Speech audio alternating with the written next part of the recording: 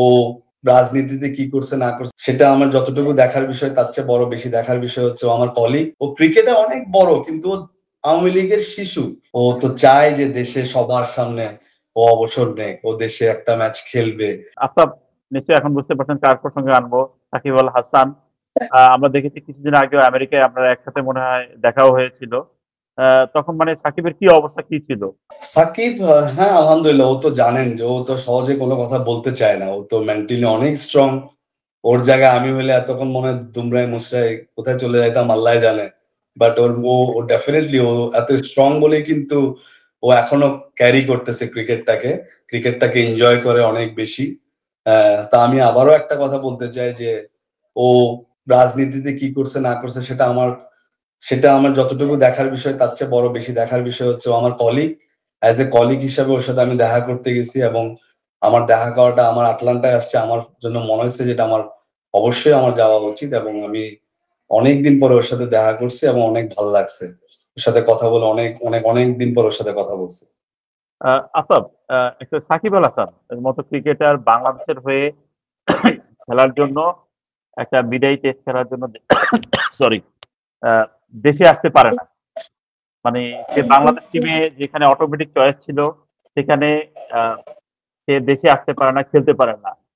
কারণটা যেভাবেই হোক, এই জিনিসটা আসলে বাংলাদেশের ক্রিকেটের কত।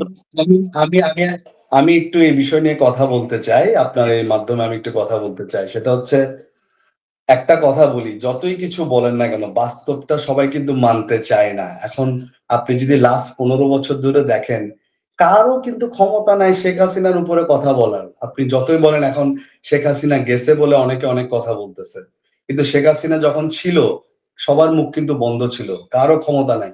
এখন অনেকে বলে যে আহ, এই যে এই ঘটনাগুলো হলো, সাকিব কোনো কিছু দিল না, কোনো কিছু করলো না। ডেফিনেটলি এটা অনেক বড় একটা আপসেটিং যে আমাদের দেশে এরকম একটা ঘটনা হয়েছে, এতগুলো স্টুডেন্ট মারা গেছে, এটা কেউই সহ্য করতে পারবে না, কারো পক্ষে সহ্য করা সম্ভব না।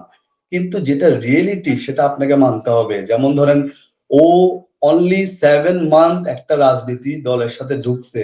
ও কিন্তু ওই ওই ওই দলের শিশু। ও ক্রিকেটে অনেক বড়, কিন্তু ও আওয়ামী লীগের শিশু। ওর যদি হিসাব করেন আপনি, তো ওই জায়গায় এখন ও যদি একটা জায়গায় দায়িত্বে ছিল, ওখান থেকে শেখ হাসিনার মতো একজন নেত্রীর সামনে শেখ হাসিনা এগেস্টে ও কিছু লিখবে, ইটস ইম্পসিবল ভাই। এটা আমিও পারবো না, আপনিও পারবেন না। এখন যে ডায়লগ দিচ্ছেন ওই ডায়লগ গুলো দিয়ে লাভ নাই। এখন সবাই চলে যাচ্ছে, আমিও ফেসবুকে লিখতেছি, আপনিও ফেসবুকে লিখতেছেন শেখ হাসিনা ছিল এটা ওইটা ওইটা। বাট তখন কিন্তু আমিও লিখতে পারিনি, আপনিও লিখতে পারেন না। সেটা সম্ভব না। সো ওর পক্ষেও সম্ভব না যে একটা রাজনীতি, আমি এখন ক্রিকেট বোর্ডে যদি থাকি, আমার পক্ষে সম্ভব না ক্রিকেট বোর্ডের এগেনস্টে কোনো কিছু বলা। কিন্তু আমি জানি যে ক্রিকেট বোর্ডে অনেক দুর্নীতি, অনেক কিছু হইতে পারে। কিন্তু আমার পক্ষে সম্ভব না যখন আমি আমি ক্রিকেট বোর্ডে চাকরি করব, কিংবা আমি যখন ক্রিকেট বোর্ডের দায়িত্বে থাকবো। ইটস ভেরি ডিফিকাল্ট, কারণ আমি একটা প্রতিষ্ঠানকে বিলং করতেছি। তো ওই সময় গিয়ে আমার পক্ষে ওই ওই ওই ও- ও- ওই ওই ওই প্রাতিষ্ঠানিক সম্পর্কে কিছু বলা আমার পক্ষে সম্ভব না। কিন্তু আমি এখন নাই, আমি এখন ক্লিয়ারলি বলতে পারবো। আমার কোনো সমস্যা নাই, আমার কোনো বাধা নাই। সবকিছুতে একটা নির্দিষ্ট একটা জিনিস থাকে যে ওটা ওটা আসলে মেনটেন করা খুবই ইম্পর্টেন্ট। এখন ওর সাথে আমি যখন অনেকেই বলার পরেও কিন্তু একটা কথা বলছে যে ঘটনা যে এত কিছু হয়ে যাচ্ছে, আমি দেশের বাইরে আমি কিন্তু ওরকম বুঝতে পারিনি আসলে। কিন্তু আমরা কিন্তু দেশের বাইরে অনেক সময় বাংলাদেশের খেলা হয়ে যায়, বাট পরে এসে আমরা খবর পাই যে বাংলাদেশের খেলা হয়েছে, আজকে হাইলাইটসটা দেখি। এরকম অনেক ঘটনা হয় দেশের বাইরে থাকলে, it's very difficult sometime. Oh exactly, Shakib Al Hasan তখন তো যখন ইয়ে চলে, আহ, মানে জুলাই আন্দোলন জুলাই বিপ্লবটা চলতেছিল, তখন তো সাকিব আল হাসান কানাডায় খেলতেছিল। তার মানে উনি বলতে চাইছেন যে আসলে ওইভাবে উনি ইম্প্যাক্টটা বুঝতে পারেন। এটাই এটাই আমি শিওর যে ও কখনোই বলবে না যে আমি এই যে এতগুলা স্টুডেন্ট যে যাদের মৃত্যু হয়েছে, ও ও এটা কখনোই বলবে না আমি ও খুশি হয়েছে। ও কখনোই বলবে না যে আমি স্বামীটাকে সমর্থন করি।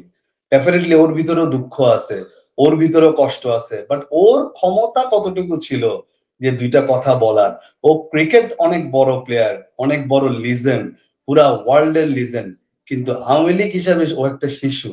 ওর কিন্তু কোনো কিছু বলার অতটুকু অ্যাবিলিটি তখন তার ছিল না। সেটার জন্য এখন সাফার করতে হচ্ছে। বাট আপনার সাকিবের সাথে যখন কথা হয়েছে মানে দেশের মানে ভবিষ্যতে খেলার ব্যাপারে আশাবাদী এসব কোনো আলোচনা হয়েছে?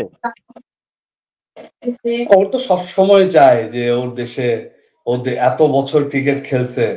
ও তো চায় যে দেশে সবার সামনে ও অবসর নেক। ও দেশে একটা ম্যাচ খেলবে, ওটার থেকে অবসর নিবে। এটা তো ওর অবশ্যই চাওয়া। এখন এটা কতটুকু ফুলফিল করতে পারতেছে এটা হচ্ছে সবচেয়ে বড় ব্যাপার। এক্সাক্টলি আপনার এই জিনিসটাই আমাদের বাংলাদেশ ক্রিকেটের জন্য একটা দুর্ভাগ্য যে আসলে মাশরাফি এবং সাকিবের মতো ক্রিকেটার যারা এত বছরের অভিজ্ঞতা কাজে লাগাতে পারছে না। মাশরাফি তো প্রায় শেষের দিকে, আর সাকিব আল হাসানের যে এটা বললেন, আপনিও বললেন যে আসলে ওর বাংলাদেশের ক্রিকেটকে এত কিছু দিয়েছে। বাংলাদেশের ওয়ার্ল্ড ক্রিকেটের সামনে যে ব্র্যান্ড, সেই ব্র্যান্ড সাকিব আল হাসান আসলে ঘরের মাঠ থেকে বা এখন তো দেশের বাইরেও খেলতে পারতেছে না, যে পরিস্থিতির কারণে হোক। আহ তো এটা নিশ্চয়ই আমাদের জন্য অনেক দুর্ভাগ্য। অবশ্যই, যেমন ধরেন আপনি দেখেন এই যে আটলান্টায়ও আসলো। এই যে আমি যে ইন্ডিয়ান একটা একাডেমিতে কাজ করি, যেমন ইন্ডিয়ানরা সহজে বাংলাদেশিদেরকে অত অত অত আপ চিন্তা করে না। আমি যেটা ওদের সাথে কাজ করে বুঝলাম। কিন্তু আপনি দেখেন যে সাকিব আল হাসান আসবে, আমাকে না হলে 100 বার বলছে তোমার সাকিব আল হাসান আসতেছে, কি অবস্থা। সবাই এসে ওর কাছে এসে অটোগ্রাফ নিচ্ছে, এটা তো অনেক বড় প্রাউড। যারা ইন্ডিয়ানরা নিজেদেরকে এত প্রাউডলি আপনার এই করে রিপ্রেজেন্ট করে, তো সেখানে আপনার সাকিব আল হাসানের কাছে এসে ওরা অটোগ্রাফ নিচ্ছে, সাকিব আল হাসান আসতেছে, এটা নিয়ে একটা জমজমাট একটা ব্যাপার হয়ে আসছে এখানে। সেটা তো আমি অনেক বড় প্রাউড ফিল করছি তো ওই সময় ওই মুহূর্তে।